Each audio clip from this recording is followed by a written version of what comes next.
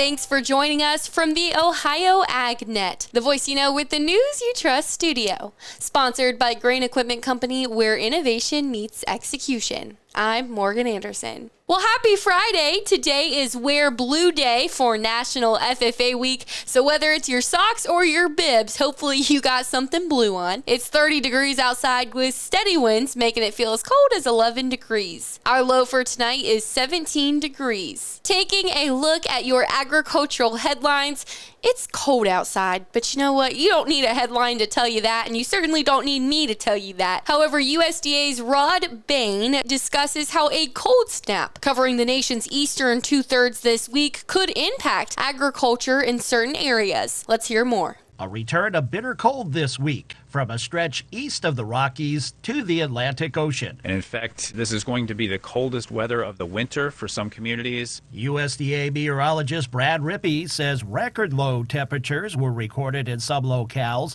of the northern plains Tuesday morning. And we are expecting sub-freezing temperatures everywhere east of the Rockies except two key areas. Those are our winter agricultural areas in deep South Texas and across Florida's peninsula. They are expected to escape without a freeze through this event. Potential ag concerns include to winter wheat in the Great Plains. We have a highly variable snow cover, and in fact there's no snow at all across the southern plains, so anybody that dips below zero there could have some exposure for their wheat crop. As you move to the central plains, we are picking up some snow in advance of this outbreak, so some good news for most of the folks on the central plains that there will be a protective snow cover. I'm Rod Bain reporting for the U.S. Department of Agriculture in Washington, D.C.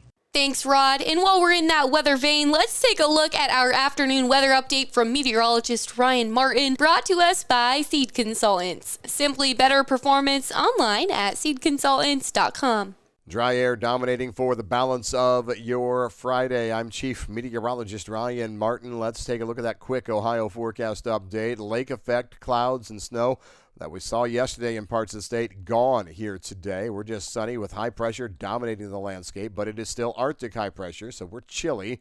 We're going to stay that way tomorrow, starting to see a bit of temperature moderation on Sunday.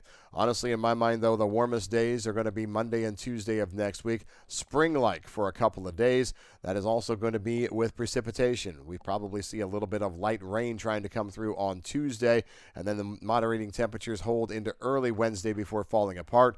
A frontal complex that comes through later Wednesday into Thursday will drop temperatures significantly for the balance of next week. I'm Ryan Martin. Thanks, Ryan, for the weather update, and we'll be right back after this. Help maximize your yield potential and savings with 0% financing on leading fungicides from BASF. You can't beat 0%, especially when you could save big on consistent performing fungicides like Revitec fungicide and Veltima fungicide until March 15, 2025. 0% financing means keeping more in your wallet for better ROI. Talk to your BASF retailer today about the Grower Finance Program. Subject to credit approval, terms and conditions. See BASF Grower Finance Program for details. Always read and follow label directions. Did you know that soybeans are the secret sauce behind Ohio's booming poultry farms? Each year, poultry consume a whopping 937 million bushels of soybean meal nationwide. This high-protein powerhouse keeps chickens and turkeys thriving, making Ohio number 2 in egg production and number 9 in turkey farming. From farm to table, soybeans power the farms that feed families. Brought to you by Ohio soybean farmers and their checkoff. Well, today is the final day of National FFA Week for 2025, and yesterday was Give FFA Day, a 24-hour fundraising event to help raise funds for agricultural education and FFA students across both Ohio and the country. Yesterday, Ohio FFA brought in over $51,000